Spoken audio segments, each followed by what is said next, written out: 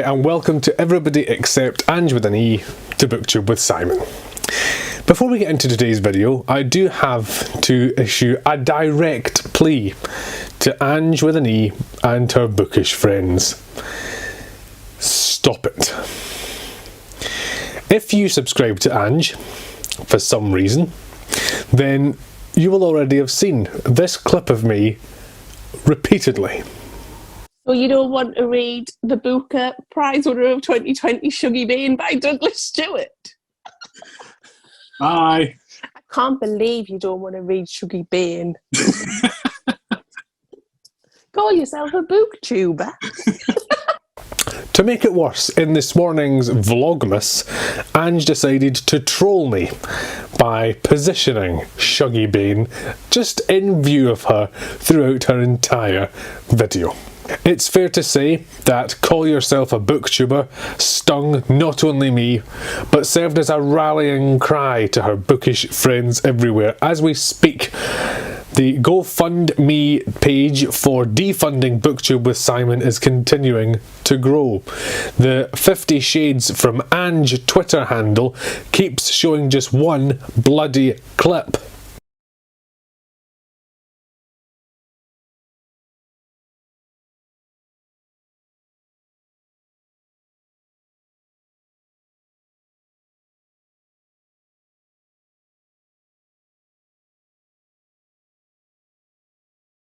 Booktuber.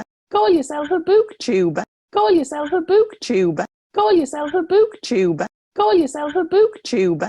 This is taking the world by storm.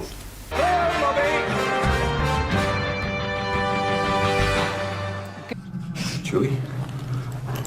And with an E. Shuggate by Douglas Stewart. And with an E. Shuggate. Call yourself a booktuber. Can't believe Shuggate. Can't believe the Booker Prize winner. Call yourself a booktuber. Can't believe you don't want to read Shuggate. Call yourself a booktuber. Page 1, 2. Shuggate by Douglas Stewart. The Booker Prize winner. Page 1, 2. And with an E. I can't even leave the house.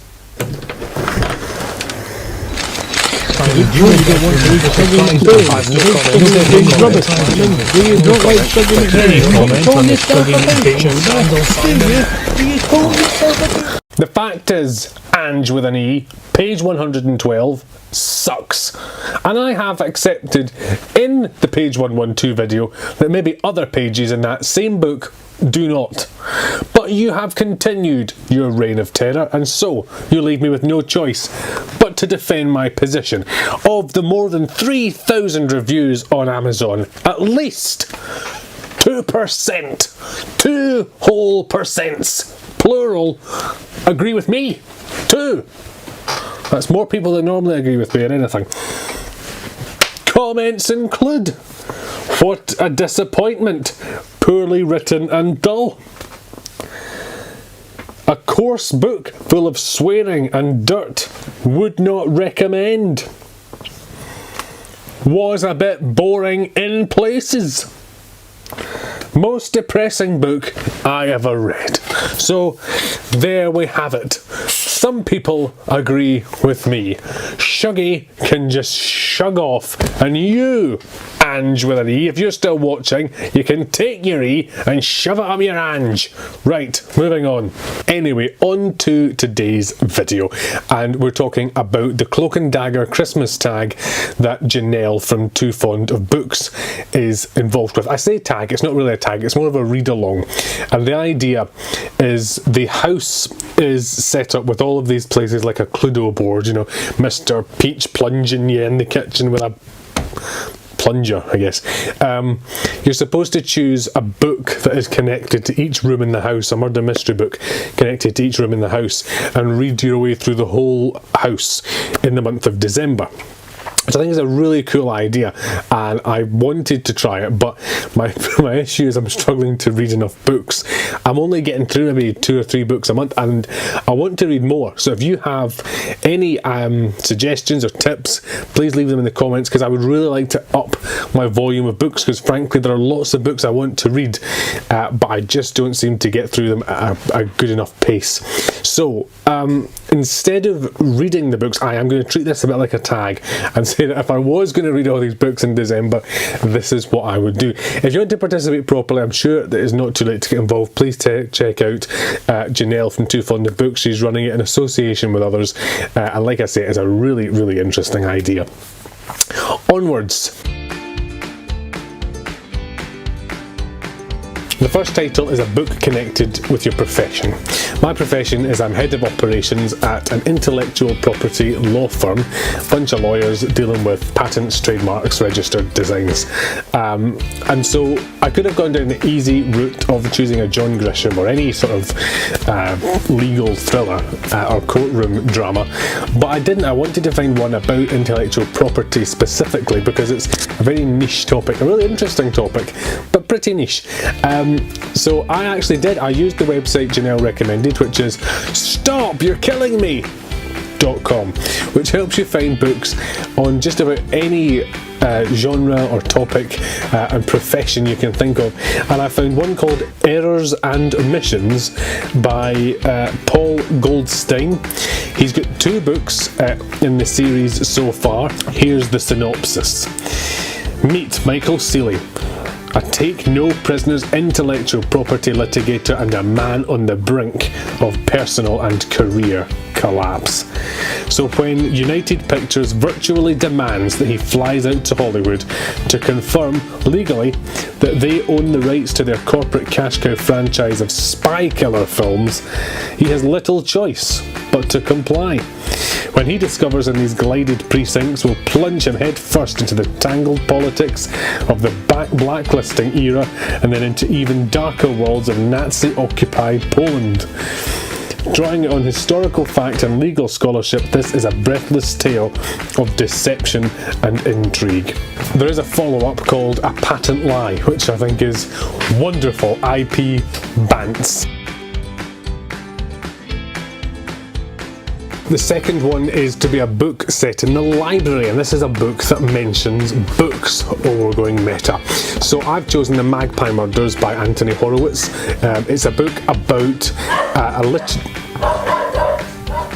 bloody dog. It's a book about a literary agent who has been working with an author for a number of years, and his latest mystery seems to make references within the manuscript, reading between the lines. There seems to be a secondary story about a real murder that she has to then find out what's going on, and gets dragged into a web of deceit and intrigue. It says it's perfect for fans of Agatha Christie and Hercule Poirot, and I am one of those fans. So this is most definitely on my TBR. The next one is a billiard room, and you're invited to choose a book that is in some way connected to sport, a mystery in sport. So I've chosen One of Us is Lying by Karen M. McManus. It's set in a school, and one of the this guy is killed off right before he's going to publish his friend's dirty secrets.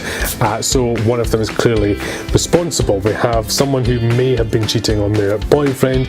We have Cooper, who's a rising star in baseball, that's the sport, who could be involved in a doping scandal. We've got another who may have cheated in a test, and a fourth who may be a drug dealer. One of them is lying about having not killed their friend. Next up, it's The Conservatory, and here we are to choose a murder mystery that involves travel. So I've chosen The Perfect Girlfriend, which is on this shelf somewhere, and it is about a couple who have broken up, and the guy is trying to get on with his life, and the girl gets a job as an air hostess in an airline so she can continue to stalk him and make him fall back in love with her, and seems to become really quite obsessed with him to terrifying proportions. So lots of travel involved in airline work, and also, who doesn't love a crazy ex book? For the kitchen, unsurprisingly, it's a book connected with food. And I have chosen Curses Boiled Again, a lobster shack mystery by Shari Randall.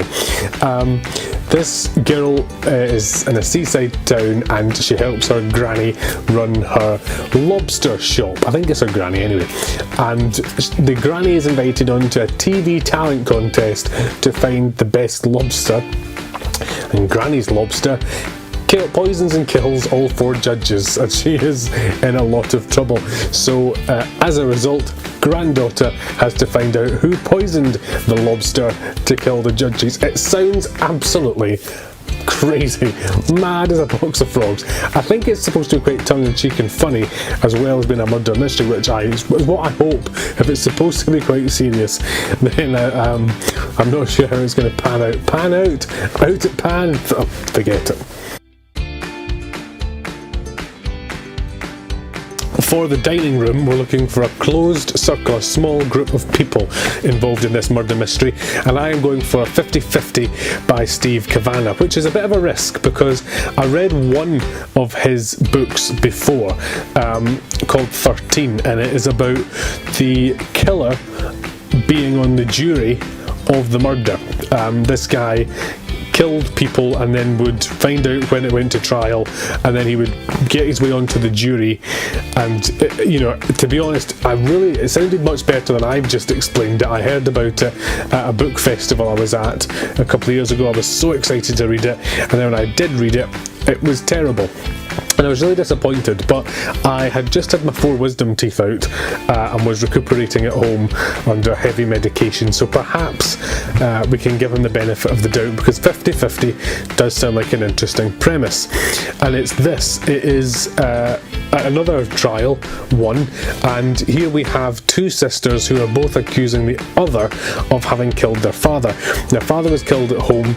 They both dialed 999 and phoned in the murder, and both said exactly the same thing, but said the other person, my sister, has killed him. Which of them did it? Well, we're going to find out, hopefully. For the lounge, you have the choice between a book that is set at some sort of cocktail event, or a book that was written in the golden era in the 20th century. I've chosen both, and it's the one I'm reading right now. It's 3-act tragedy by Agatha Christie. It's Hercule Poirot, and he is at a dinner party when somebody takes a drink and dies.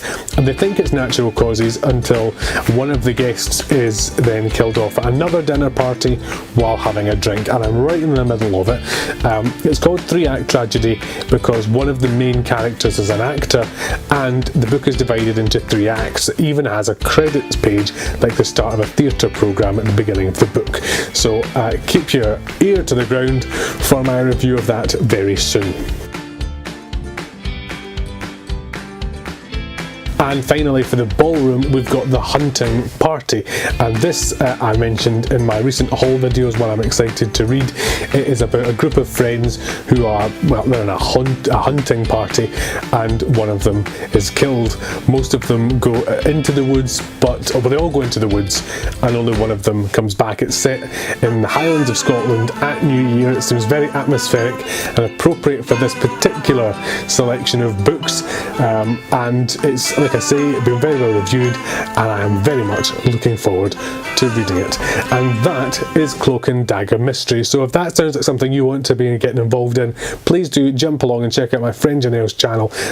She has done a great recommendation video for each of those categories. So there is a number of books under each heading that you can get some inspiration from. If you need help, certainly get involved and read along and let her know how you are getting on. It's a really fun idea. It's a great concept. Thank you for watching. Please, please, please tell me below that I am right about Shuggate and that it looks frightfully dull. Bon voyage.